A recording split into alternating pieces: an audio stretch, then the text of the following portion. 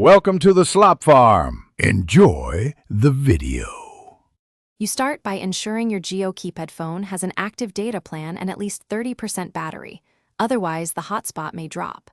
Open Settings, then go straight to Connectivity or Network, don't search menus randomly. Once in the connectivity area, find Mobile Hotspot or Tethering and highlight it. This is the control panel where you enable sharing.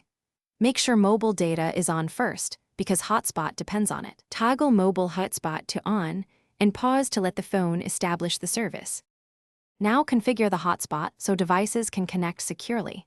Tap Hotspot Settings to change the SSID name to something you'll recognize quickly on other devices. Next, set a strong WPA2 password, use at least 8 characters. This prevents freeloaders and keeps speed stable. If the menu shows max users or frequency band, set a sensible user limit and prefer 2.